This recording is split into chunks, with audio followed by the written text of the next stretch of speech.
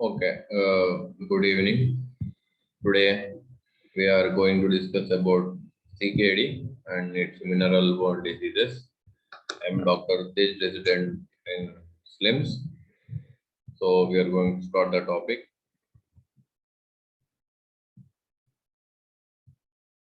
So introduction. Uh, in CKD, there is a progressive deterioration in mineral hemostasis with a disruption of normal serum and tissue concentration of phosphorus and calcium, and changes in circulatory levels of hormones. These hormones include parathyroid, 25-hydroxy vitamin D, and 1,25 vitamin D, and fibroblast growth factor,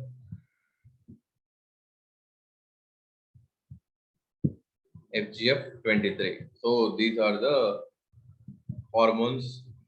Like with the deterioration of the kidney, you'll get disruption of all these hormones. So parathyroid, 25-hydroxyvitamin D, 125-hydroxyvitamin 2D, and fibroblast growth factor 23. So introduction. These abnormalities as well as other factors related to uremic state affect the skeleton and result in complex disorders of bone known as renal osteodystrophy. The term now exclusively used to define bone associated CKD. So, renal osteodystrophy is a term now it's used to define the bone diseases associated with CKD. So, these are the uremic states that will affect the skeleton.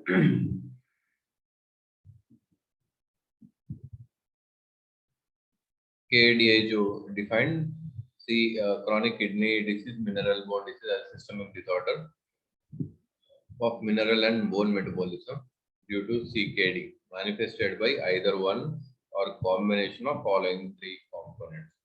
So these include abnormalities of calcium, phosphorus, parathyroid, or vitamin D metabolism, abnormalities in bone turnover, mineralization, or volume linear growth, or extraskeletal calcification. So these are the components, three components.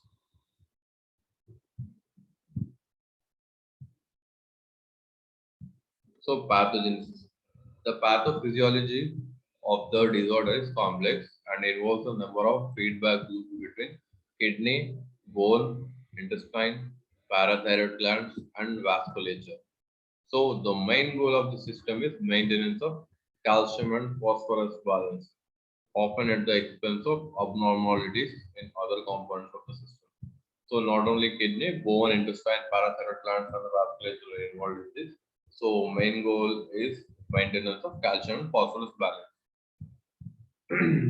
So next, so pathogenesis.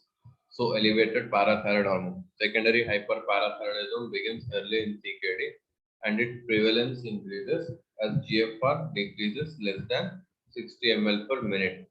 So if the GFR falls below 60 ml per minute, then secondary hyperparathyroidism begins in CKD patients. So the contributing factors are phosphorus retention, decreased calcitriol, and increased FGF23.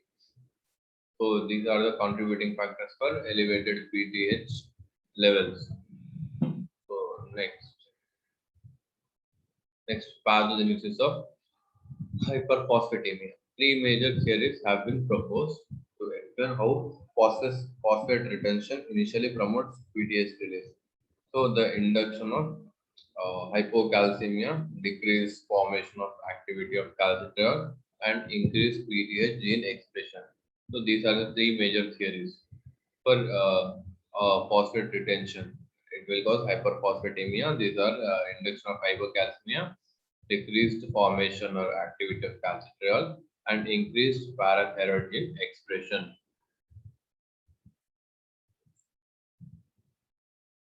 So continued parathyroid induced release of phosphate from bone can actually exacerbate hyperphosphatemia.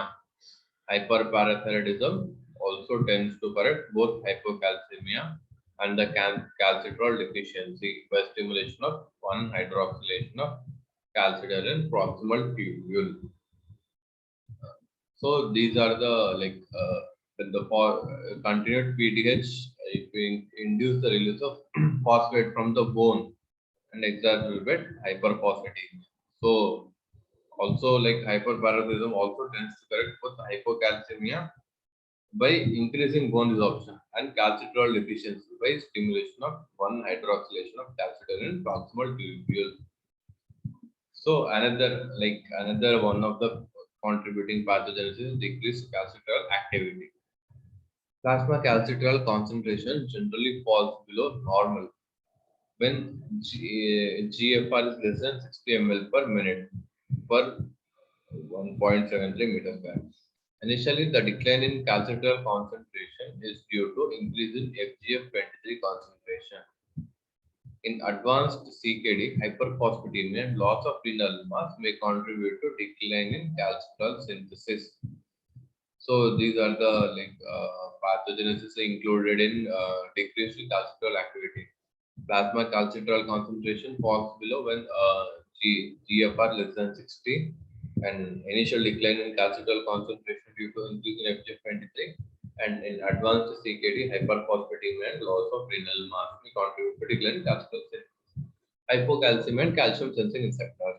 Calcium is major regulation of PTH secretion. Minute changes in serum ionized calcium are sensed by a specific membrane receptors, the calcium sensitizing receptor, which is highly expressed on the surface of chief cells of the parathyroid gland and tightly regulating the parathyroid hormone secretion. So this is the calcium is a major regulator of parathyroid secretion. So hypocalcemia, this minute changes will cause in the serum ionized calcium channel are sensitized with specific membrane receptor highly expressed on the surface of chief cells of parathyroid glands, regulating parathyroid secretion. So these will regulate the parathyroid secretion. Hypocalcemia and calcium sensitizing receptors. Total serum calcium concentration decreases during the course of CKD due to phosphate retention, decreased calcitrol concentration, and resistance to calcium action of parathyroid hormone on bone. So these are the these occurs during the course of CKD due to phosphate retention, decreased calcium concentration, and resistance to calcium actions of PTH on bone. Hypocalcemia and calcium sensitizing receptors. In CKD, the number of calcium sensitizing receptors may be reduced in hypertrophied parathyroid gland, particularly in the area of nodular hypertrophy. The change in receptors number can lead to suppression of parathyroid hormone secretion by calcium, resulting in appropriately high parathyroid hormone concentration in the setting of normal or high calcium concentrations. So the changes in the receptor that will lead to suppression of parathyroid hormone secretion by calcium, resulting in appropriate high parathyroid concentration setting of normal or high concentration calcium. So here we can see. So from all this thing, calcium will be taken up from renal tubule and from the gut. So from all these things, parathyroid calcium will be taken up and it will act on the parathyroid hormone receptor. So pathogenesis. Fibroblast growth factor 23 plays a key role in the control of serum phosphate concentration. So FGF23 is secreted by bone osteocyte and osteoblast in response to calcitriol, increased dietary phosphate, the phosphate load, PTH, and calcium. Klotho, a transmembrane protein produced by osteocytes, is required for FGF23 receptor activation. So Klotho. So FGF23 is the plays a key role in control of serum phosphate concentration. So, GF23 is to maintain normal serum phosphate concentration by reducing renal and intestinal phosphate absorption. So this is the mechanism by how it reduces and how it maintains the serum phosphate concentration is by reducing renal and interstitial phosphate absorption. In renal proximal tubule, FGF23 binds to FGF23 receptor, causing inhibition of expression of sodium and phosphorus co-transport.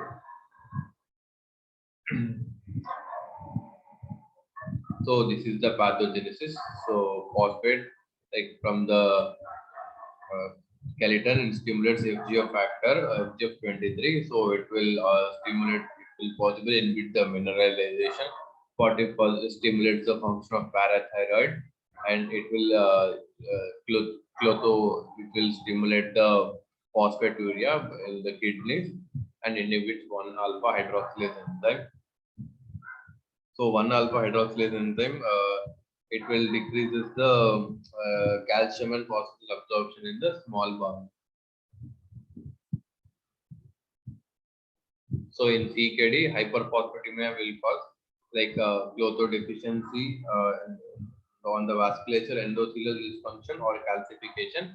So it will cause atherosclerosis and other vascular and valvular disease. With high FGF23, it functions on the heart and it will act on the left ventricle, causing left ventricular hypertrophy and congestive heart failure. So this include cardiovascular disease events. So this is one of the important action of hyperphosphatemia and FGF23 in CKD.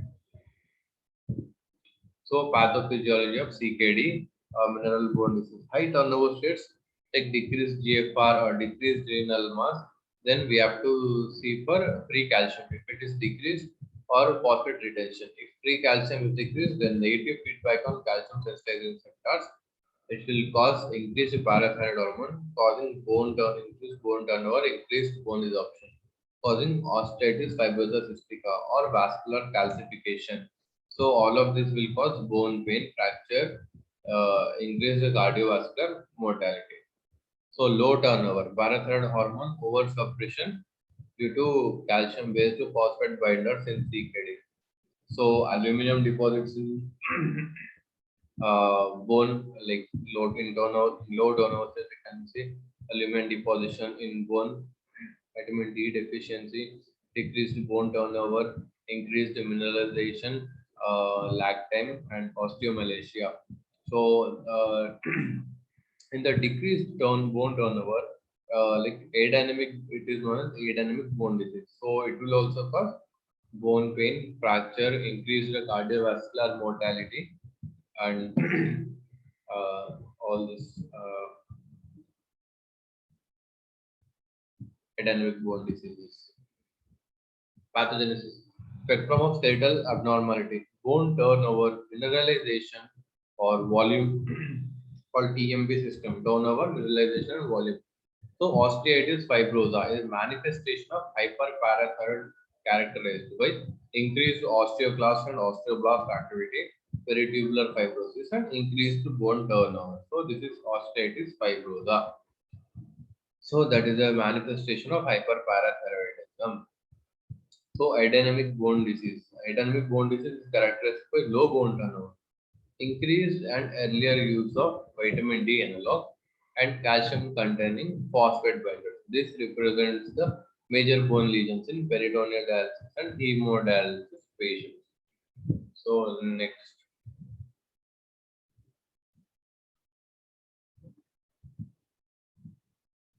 osteomalacia.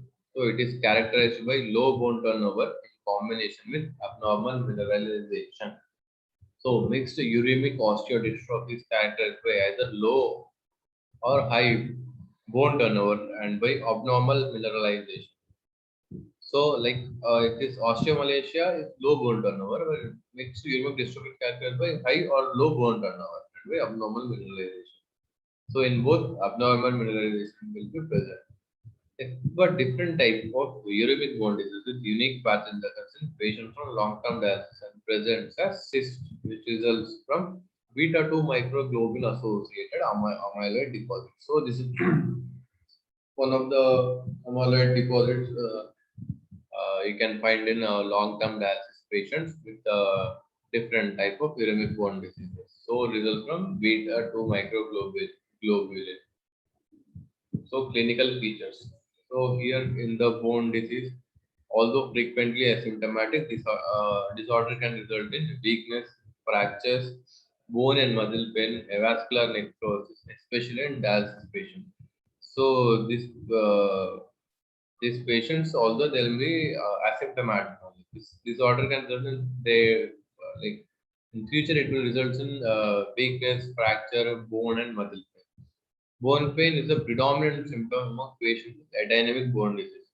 So pain results from low bone turnover, which in turn leads to an impaired ability to repair micro damage. So bone pain is the predominant symptom among the patient with dynamic bone disease.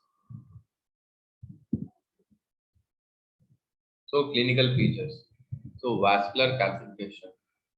So both intimal and medial calcification have been closely associated with increased mortality.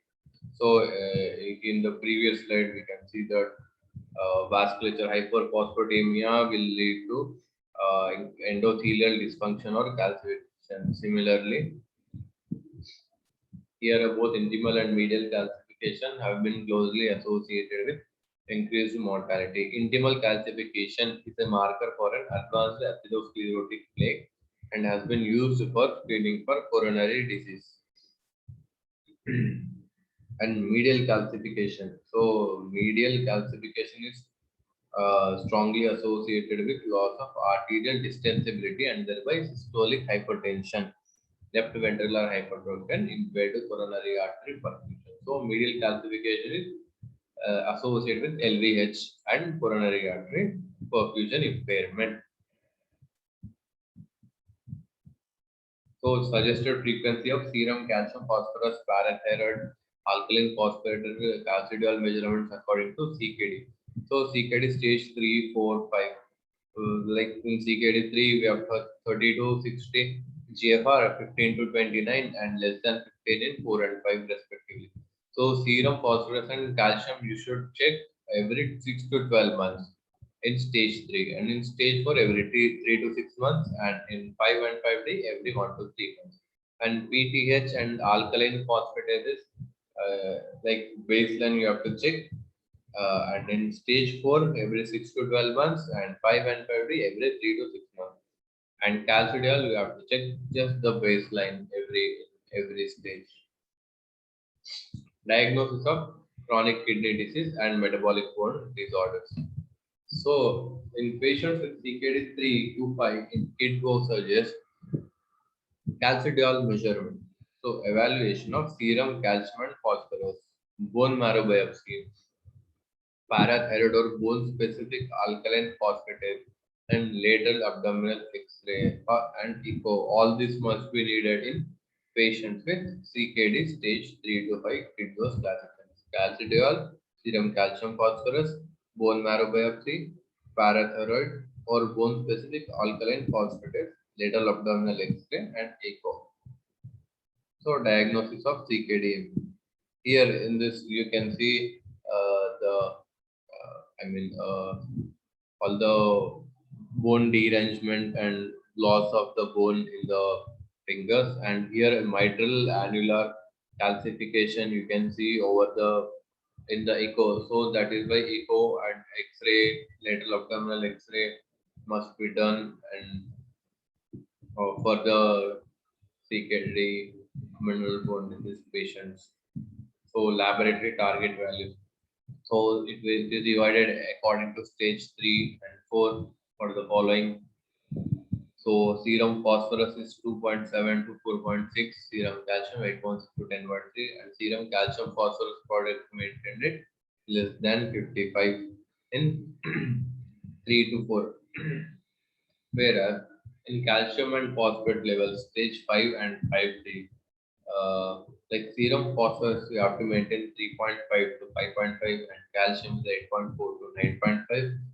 Serum calcium phosphorus at 55. So serum calcium phosphorus product must be at 55 only, and then phosphorus must be 2.7. Like it must be maintained at a higher level in uh, what you call stage 5, and calcium can be maintained a little low, but phosphorus has to be maintained at a little higher level.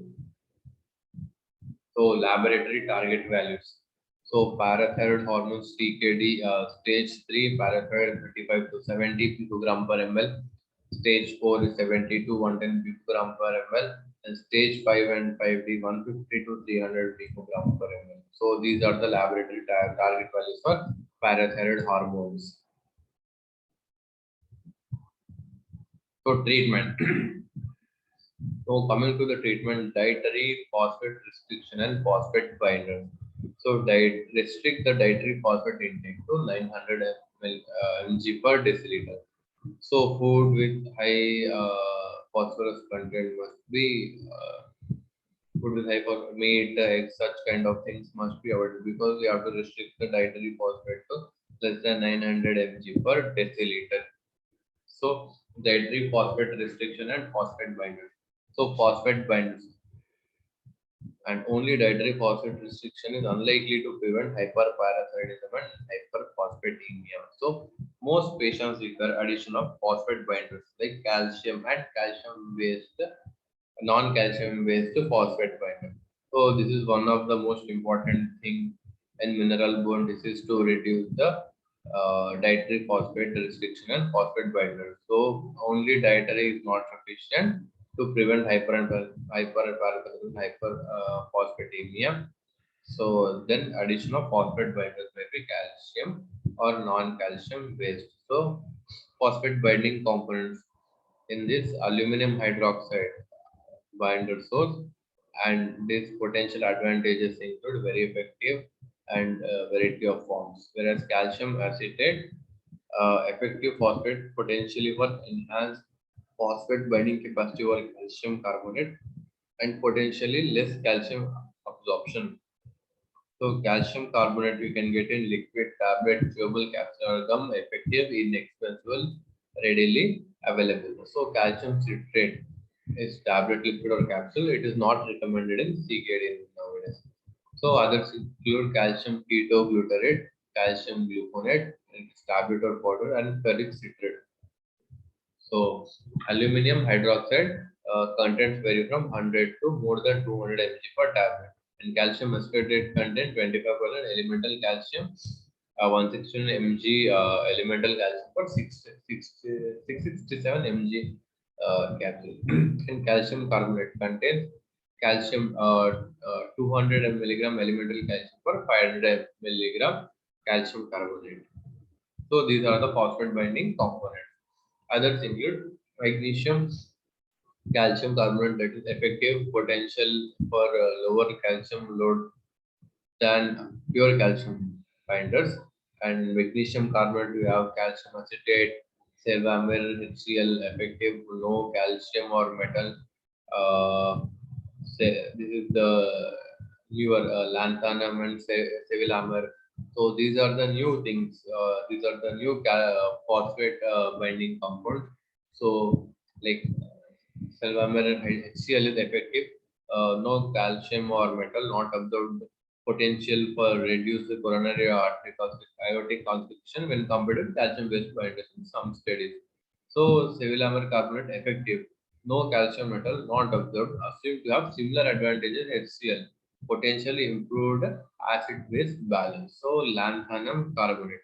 So that is effective. No calcium but chewable. So treatment, dietary restriction, phosphate restriction, and phosphate binders. So dosing and administration for all phosphate buffers, the lowest dose that is effective should be used. So if calcium containing buffer is selected, the amount of elemental calcium contained in phosphate binder should not exceed more than 1500. So the dietary phosphate restriction you have to maintain. So treatment include vitamin D, calcitriol, and vitamin D analogs. So vitamin D supplementation, there are six vitamin derivatives: calcitriol, paricalcitriol, doxycalciferol, alpha calcidiol, phenycalcitriol, 22 oxacalcitriol. So these are the six derivatives: calcitriol, paricalcitriol, doxycalciferol, alpha calcidiol, phenycalcidiol, 22 oxacalcitriol.